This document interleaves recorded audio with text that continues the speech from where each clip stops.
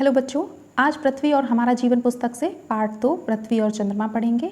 पाठ में हम पृथ्वी के प्राकृतिक ग्रह चंद्रमा, चंद्रमा का परिक्रमण एवं परिभ्रमण, चंद्रमा पर गुरुत्वाकर्षण बल, चंद्रमा की कलाएं, पूर्णिमा, अमावस्या, शुक्ल पक्ष, कृष्ण पक्ष, चंद्रमास और सिजकी के बारे में समझेंगे।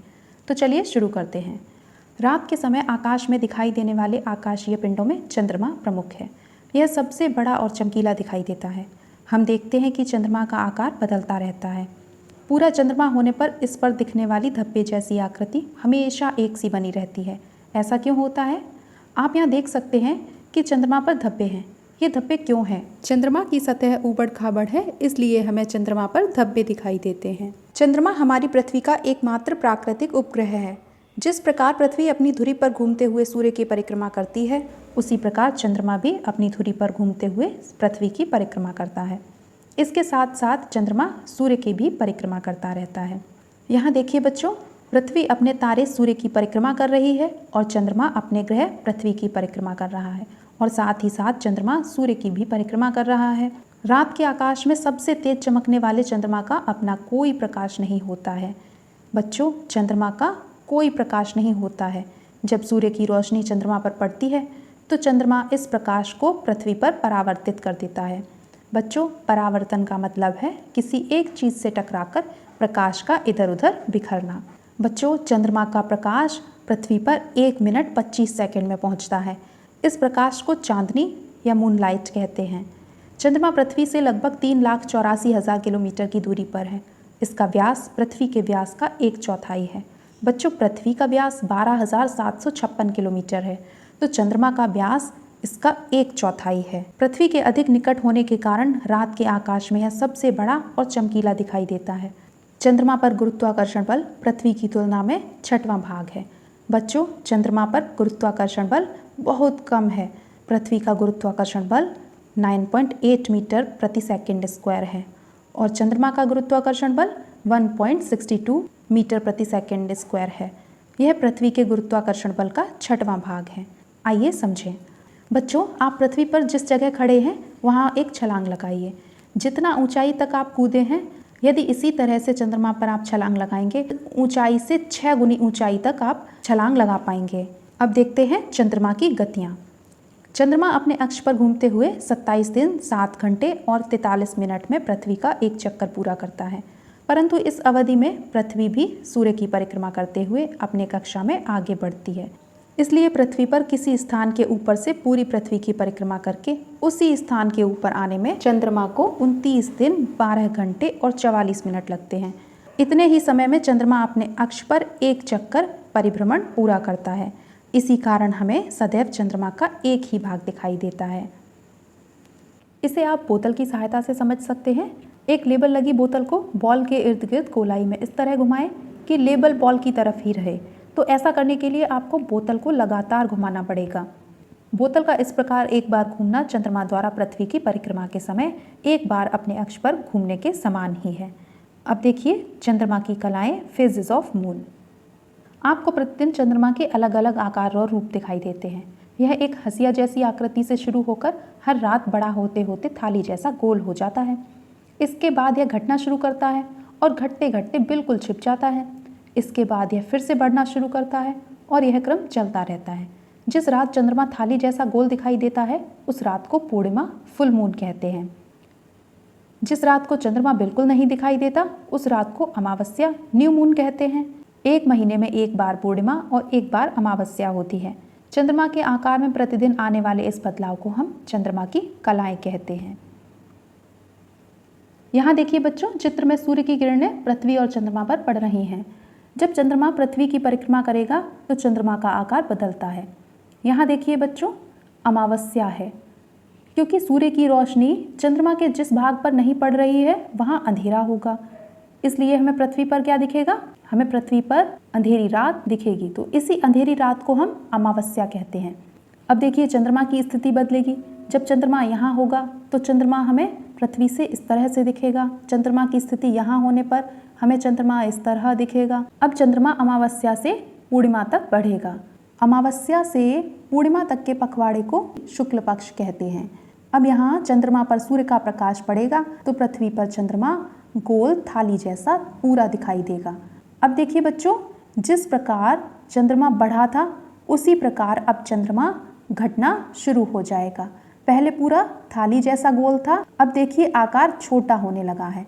यहाँ पहले पूरा था, थोड़ा सा छोटा हुआ, फिर और छोटा, इस तरह से अब आधा हो गया है, फिर और छोटा होता जाएगा और धीरे धीरे अमावस्या आ जाएगी। तो बच्चों, पूर्णिमा से अमावस्या तक के पखवाड़े को कृष्ण पक्ष कहते हैं। अब चलिए आगे देखते हैं। पृथ्वी के घूमने के कारण एक पूर्णिमा से दूसरी पूर्णिमा तक अपनी कलाओं को पूरा करने में चंद्रमा को 29 दिन 12 घंटे 44 मिनट लगते हैं। इस अवधि को चंद्रमास कहते हैं। अब आगे देखते हैं। आप अपनी अभ्यास पुस्तिका में हर रात देखे गए चंद्रमा के आकार का चित्र बना सकते हैं। विशाल अंतरिक्ष एवं विभिन्न खगोलीय पिंड, चंद्रमा, सूर्य आदि हमेशा से हमारे मन में जिज्ञासा उत्पन्न करते रहे हैं। आधुनिक विज्ञान और तकनीकी के विकास ने मानव को अंतरिक्ष में झांकने और वहां की यात्रा करने में समर्थ बनाया है। शक्तिशाली दूरदर्शी, टेलीस्कोप और अंतरिक्ष यान, रॉकेट के आविष्कार ने मनुष्य को इस योग्य बनाया है कि वह बाह्य अंतरिक्ष के बारे में जानकारी प्राप्त कर सके। बच्चों, टेलीस्कोप इस तरह से दिखता है। इसकी सहायता से हम दूर स्थित अंतरिक्ष में आकाशीय पिंडों को देख सकते हैं। अंतरिक्ष यान रॉकेट ऐसा दिखता है। इसकी सहायता से व्यक्ति अंतरिक्ष तक पहुंचा है। पूर्व सोवियत संघ वर्तमान रूस के यूरी गैगरिन प्रथम व्यक्ति थे जिन्होंने अंतरिक्ष में यात्रा की। 12 अप्रैल 1961 को वोस्तोक 1 नामक अंतरिक्ष यान से इन्होंने पृथ्वी की परिक्रमा की। आगे देखते हैं। रॉकेट की सहायता से मनुष्य चंद्रमा पर भी पहुंच चुका है। 29 जुलाई 1969 को संयुक्त राज्य अमेरिका का अपोलो 2 नामक अंतरिक्ष यान चंद्रमा पर पहुंचा। इस यान से जाने वाले नील आर्मस्ट्रॉन्ग प्रथम व्यक्ति थे जिन्होंने चंद्रमा पर प्रथम कदम रखा। बच्चों, नील आर्मस्ट्रॉन्ग ने चंद्रमा पर जिस स्थान पर कदम रखा था उस स्थान को शांति का सागर कहते हैं।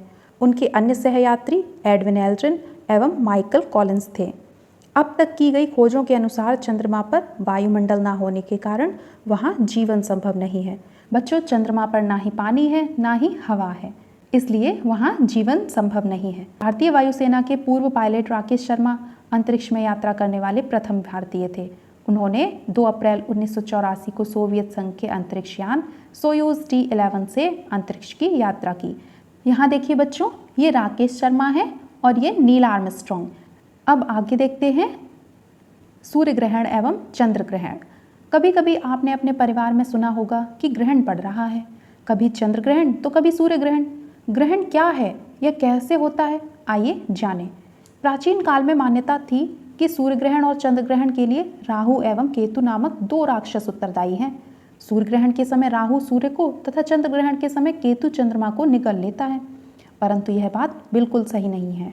भारत के महान खगोल शास्त्री आर्यभट्ट ने लगभग 1600 वर्ष पहले इस मान्यता का खंडन किया। उन्होंने ग्रहण की वैज्ञानिक व्याख्या करते हुए बताया कि सूर्य ग्रहण पृथ्वी पर चंद्रमा की छाया पड़ने के कारण होता है, जबकि चंद्र ग्रहण चंद्रमा पर पृथ्वी की छाया पड़ने के कारण होता है। बच्चों, आपने भी तो अपनी छाया बनाई होगी।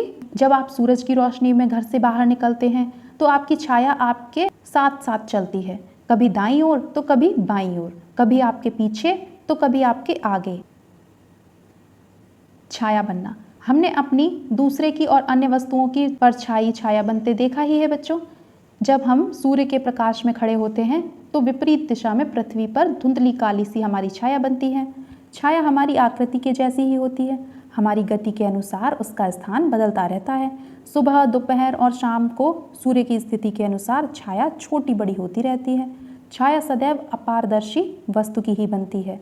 बच्चों, अपारदर्शी वस्तु क्या होती है? ऐसी वस्तुएं जिनके आर पार प्रकाश ना जा सके। इसी प्रकार आप बल्ब की रोशनी में अपनी या किसी अन्य अपारदर्शी वस्तु की छाया बनते हुए देख सकते हैं। अब आगे देखिए। जब सूर्य, पृथ्वी और चंद्रमा एक सीधी रेखा में होते हैं तब यह स्थिति सिजगी कहलाती है। यहाँ देखिए बच्चों, यहाँ पृथ्वी, चंद्रमा और सूर्य एक सीधी रेखा में है तो यह स्थिति सिजगी कहलाती है। सिजगी 2 प्रकार की होती है, युति और वियुति। जब सूर्य और पृथ्वी के बीच चंद्रमा आ जाता है तो इस स्थिति को युति कंजंक्शन कहते हैं। यह अमावस्या को होती है। इस स्थिति में चंद्रमा की छाया पृथ्वी पर पड़ती है जिससे सूर्य ग्रहण होता है। यहाँ देखिए बच्चों, सूर्य की रोशनी चंद्रमा और पृथ्वी पर पड़ रही है। जब पृथ्वी और सूर्य के बीच में चंद्रमा आएगा तो हमें सूर्य पूरा नहीं दिखेगा, चंद्रमा सूर्य को ढक लेगा, जैसे कि आप यहाँ देख सकते हैं। अब आगे देखिए, इसी प्रकार जब सूर्य और चंद्रमा के बीच पृथ्वी आ जाती है तो उस स्थिति को व्युति अपोजिशन कहते हैं।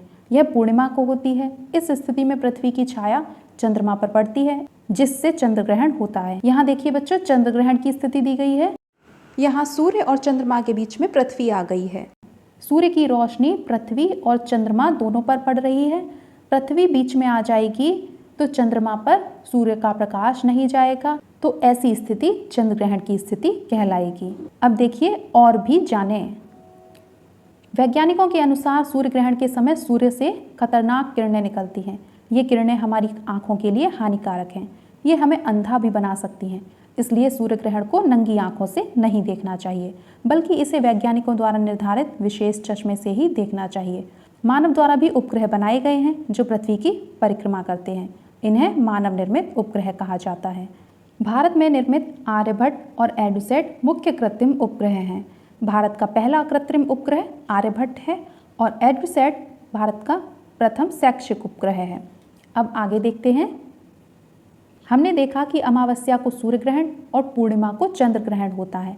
क्या आपने कभी सोचा है कि प्रत्येक अमावस्या को सूर्य ग्रहण एवं प्रत्येक पूर्णिमा को चंद्र ग्रहण क्यों नहीं होता? तो चलिए अब इसे भी जान लेते हैं। पृथ्वी अपने अक्ष पर 23.5 डिग्री झुकी हुई है। चंद्रमा का कक्षातल पृथ्वी के कक्षातल से लगभग 5 डिग्री का कोण बनाता है। इस कारण पृथ्वी के चारों ओर परिक्रमा करते समय चंद्रमा 28.5 डिग्री उत्तरी अक्षांश से लेकर 28.5 डिग्री दक्षिणी अक्षांश के मध्य दिखाई देता है। इस कारण हर अमावस्या को चंद्रमा की छाया पृथ्वी पर नहीं पड़ती है, अतः हर अमावस्या को सूर्य ग्रहण नहीं होता है। इसी प्रकार हर पूर्णिमा को पृथ्वी की छाया चंद्रमा पर नहीं पड़ती है, अतः हर पूर्णिमा को भी चंद्र ग्रहण नहीं होता है। अब शब्दावली देख लेते हैं। परावर्तन, प्रकाश का किसी सतह से टकराकर इधर उधर बिखरना। आविष्कार, खोज। पखवाड़ा, 15 दिन की अवधि, इसे पक्ष भी कहते हैं। आकर्षण, खिंचाव। मानव निर्मित उपग्रह, पृथ्वी की परिक्रमा करने वाले वे उपग्रह जो मानव द्वारा बनाए गए हैं।